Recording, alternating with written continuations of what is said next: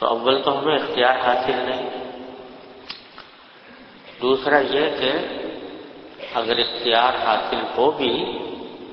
تو جب تک کہ اس کے اعمال و انصار درست نہ ہو تو تنہا ایک آدمی بیچارہ اکیلا چنا کیا پھاڑ پھوڑے گا، اردو میں محاورہ ہوگا۔ لہذا جب یہ باتیں اپنے اختیار سے باہر کی ہیں تو انہی کا شکوہ کرتے رہنا، انہی کا تذکرہ کرتے رہنا،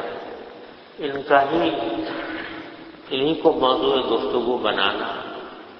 اس سے کیا حاصل؟ اگر فرض کرو زمانہ خراب ہو گیا ہے، لوگوں کے اندر خرابیاں آ گئی ہیں،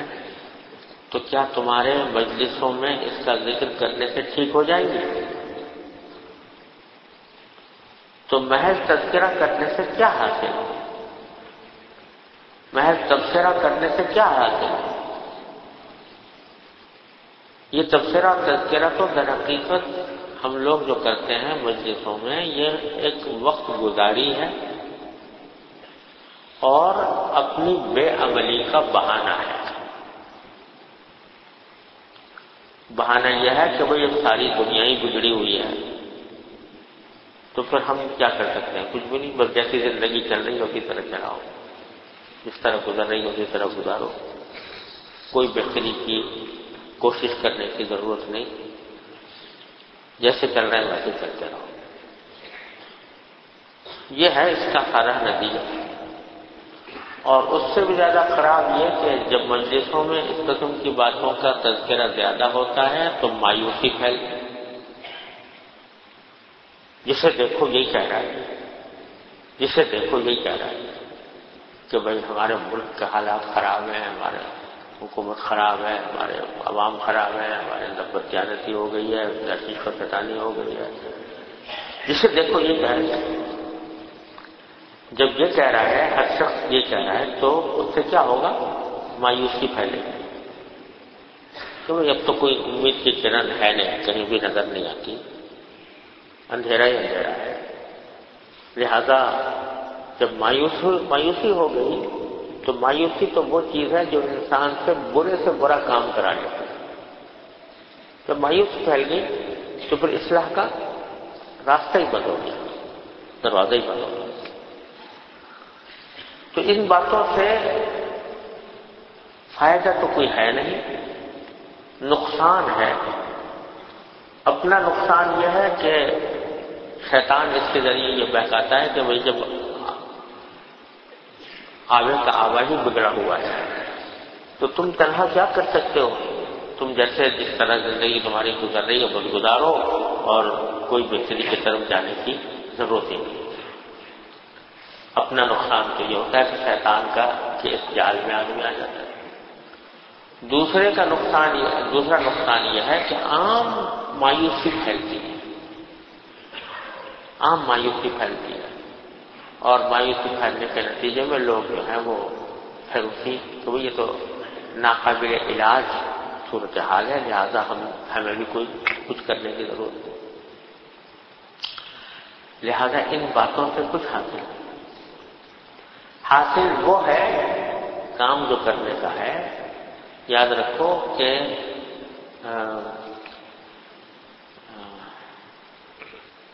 قوموں کے اوپر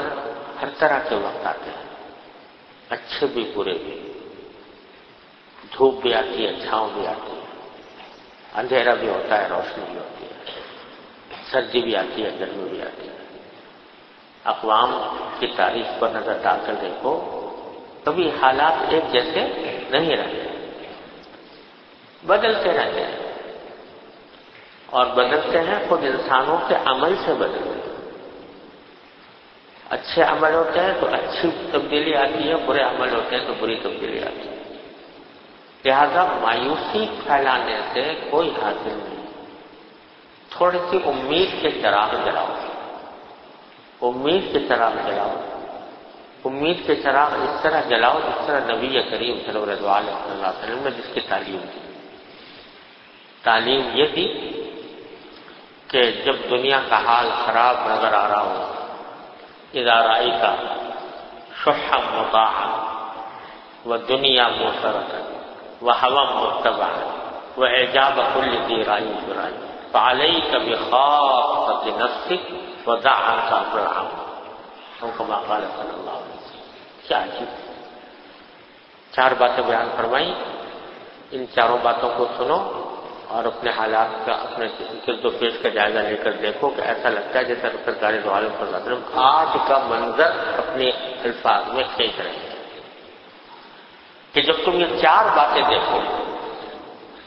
کیا باتیں؟ اذا رأیت شحا مطاعا، جب یہ دیکھو کہ مال کی محبت لوگوں کا مطاع بن گئی ہے، مطاع کا معنی جس کی اطاعت کی جائے، جس کی تابعداری کی جائے، جس کی بات مانی جائے، یعنی لوگ بات مانتے ہیں تو کہیں کہ کس کی مانتے ہیں؟ مال کے محبت کی، جو کام کرتے ہیں وہ مال کی محبت میں کرتے ہیں، مال کی محبت، مال کی حرص، یہ ان کا خدا بنا ہوا ہے، یعنی مال کی حرص جو کچھ کہتے کہ یہ کرو وہ کرتے ہیں، مال کی حرص جو کہتے کہ نہ کرو وہ نہیں کرتے۔ پہلی بات مال کی حرص، وہ دنیا مخترت، اور دنیا کو ترجیح دی جا رہی ہے آخرت کو، دنیا کو ترجیح دی جا رہی ہے آخرت کو، کہ ایک چیز کے بارے میں صاف صاف نظر آ رہا ہے کہ یہ آخرت کے لیے سخت نقصان دہ ہے اگر یہ کام میں کروں گا، لیکن دنیا کے اندر تھوڑا سا فائدہ حاصل ہو رہا ہے تو وہ جھٹ اس دنیا کے فائدے کی طرف دوڑ پڑے گا اور آخرت کی نقصان سے بے پرواہ ہو جائے گا۔ یہ منظر میں نے اپنی آنکھوں سے دیکھا ہے کہ ایک مرتبہ ایک صاحب تھے، ایک خاتون تھی، ان کا لاٹری میں انعام نکل آیا، جوئے انعامی بانڈ تھا، انعامی بانڈ کے اندر نام نکل آیا، سود ہے وہ ہوٹل میں سود کو استعمال کر کے بیٹھے، تو انعامی بانڈ لے رکھا تھا، اور وہ تھا کوئی پتہ نہیں کتنے 100-200 روپے کا بانڈ تھا، اس پر انعام نکل آیا 20-25 ہزار روپے۔ انہوں نے مجھ سے مسئلہ پوچھا کہ یہ میں کیا کروں، میں نے بتایا، میں نے کہا بھائی حرام ہے، نہ جائے 20-25 ہزار روپے، اول تو وصول نہ کرو، وصول اگر کر لیا ہو تو صدقہ کر دو۔ وہ خاتون فوراً تیار ہو گئی کہ اگر یہ گناہ ہے، آخرت میری خراب کرنے والا ہے تو مجھے نہیں چاہیے۔ تو ایک صاحب بیٹھے ہوئے تھے جو ان کے بھائی تھے، انہوں نے کہا کیا حماقت کر رہی ہو بیوقوفی، یہ 20-25 ہزار روپے مفت میں مل رہے ہیں اور تم اس کو چھوڑ رہی ہو، اگر تمہیں نہیں لینا مجھے دے دو، میں نہیں، میں کروں۔ تو ایسا ڈٹائی کے ساتھ اور اتنی جرأت کے ساتھ اور شوق اور ذوق کے ساتھ اس حرام آمدنی کو لینے کے لیے آدمی تیار ہے، دنیا میں کہ دنیا کو ترجیح دی جا رہی ہے آخرت کو۔ اللہ اور کیا ہوا متبع، تیسری بات یہ کہ نفسانی خواہشات کی پیروی ہو رہی ہے، دل میں جو خواہش آ گئی اس کے پیچھے چل پڑے، یہ دیکھے بغیر کہ یہ حلال ہے یا حرام ہے، یہ دیکھے بغیر کہ یہ ہماری انسانیت اور مروت کے مطابق ہے یا خلاف ہے، بس خواہش نفس کے پیچھے چلے جا رہے ہیں لوگ، ہوا متبع۔ چوتھی چیز وہ اعجاب کل ذی رأی برأی، اور ہر شخص اپنی رائے پر گھمنڈ میں چلا، جو دماغ میں آ گیا میں جو سمجھ رہا ہوں وہ ٹھیک ہے، دوسرے کی بات سننے کو تیار نہیں، اپنی رائے پر گھمنڈ کرتا ہے۔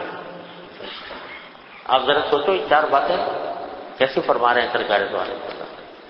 ہے نا؟ مال کی محبت کی اطاعت کی جا رہی ہے، دنیا کو آخرت پر ترجیح دی جا رہی ہے، خواہشات نفس کی پیروی ہو رہی ہے، ہر شخص اپنے رائے پر گھمنڈ میں مبتلا ہے۔ کچھ نظر آتا ہے کہ یہی منظر جیسا ہمارے زمانے کا منظر کھینچ رہے ہوں نبی کریم صلی اللہ علیہ وسلم، ہے نا؟ تو فرمایا کہ جب یہ چار باتیں پائی جائیں تو فعلیک بخاصۃ نفسک، یعنی فرمایا کہ لوگوں کا تنقید کرتے پھرو کہ بھئی دیکھو دنیا سے خراب ہو گئے لوگ، اتنا ہلاک برباد ہو گئے، لوگوں کے اندر خرابیاں پیدا ہو گئی ہیں۔ تبصروں کو نہیں کہا، کیا فرمایا؟ فعلیک بخاصۃ نفسک، ایسے موقع پر بس تم اپنی فکر کرو۔ اپنی فکر کرنے کی کیا معنی؟ کہ اپنی اصلاح کی فکر کر لو کہ میں درست ہو جاؤں، میری جو خرابیاں ہیں وہ دور ہو جائیں، میری اصلاح ہو جائے، میں گناہوں سے بچ جاؤں، میں اپنے فرائض کو صحیح طریقے سے بجا لانے لگوں۔ اس فکر میں پڑھو وَدَعْ عَنْكَ أَمْرَ الْعَامَّةِ، اور عام لوگوں کی بات کو چھوڑ دو، ان کے معاملے کو چھوڑ دو۔ ان کے معاملے کو چھوڑنے کا کیا مانا؟ کہ یہ تبصرے بیٹھ کے مت کرو کہ دیکھو لوگ ایسا کر رہے ہیں، لوگ ایسا کر رہے ہیں، لوگ ایسا کر رہے ہیں، لوگ ایسا کر رہے ہیں، یہ تبصرے مت کرو، کچھ حاصل نہیں تبصروں کا۔ اس سے تمہیں بدعملی پیدا ہوگی، عمومی مایوسی پیدا ہوگی، کوئی حاصل نہیں ہوگا۔ تبصرے مت کرو، ہاں اپنے نفس کے اوپر علیک بخاصۃ نفسک، اپنی فکر کرو، اپنی اصلاح کی فکر کرو، اپنا جائزہ لو، اپنے گریبان میں منہ ڈالو، دیکھو کہ میرے اندر کیا خرابی پیدا ہو رہی ہے، اس خرابی کو دور کرنے کی فکر میں پڑ جاؤ، اس کو درست کرو۔ یہ ہے چھوٹا سا نسخہ حضور حضرت نبی کریم سرور عالم صلی اللہ علیہ وسلم کا جو بتایا ہوا، جو ایسے عمومی بگاڑ کے موقع پر جو علاج بتایا سرکار دو عالم صلی اللہ علیہ وسلم، اور حقیقت یہ ہے کہ اس کے سوا کوئی اور علاج ہے نہیں کہ دوسروں کو چھوڑو۔ اسی کو قرآن کریم میں فرمایا کہ یا ایھا الذین آمنوا علیکم انفسکم لا یضرکم من ضل اذا اہتدیتم، اے ایمان والو اپنی خبر لو، جو لوگ گمراہی کے راستے پر جا رہے ہیں وہ تمہیں نقصان نہیں پہنچائیں گے اگر تم ہدایت پر آ جاؤ، اس لیے ان پر تبصرے کرنا چھوڑ دو، بلکہ اپنی زندگی کا جائزہ لو، صبح سے شام تک کی زندگی کا، میں کہاں کتنا اپنے فرائض کو بجا لا رہا ہوں اور کتنی برائیوں سے بچ رہا ہوں یا مبتلا ہو رہا ہوں۔ اگر کہیں فرائض میں کوتاہی ہے اس کو درست کرو، اگر کہیں کوئی گناہ کر رہے ہو اس سے بچو، اپنے آپ کو بچانے کی فکر کرو، کچھ چلو تو صحیح، آگے تو چلو، اور اگر کہیں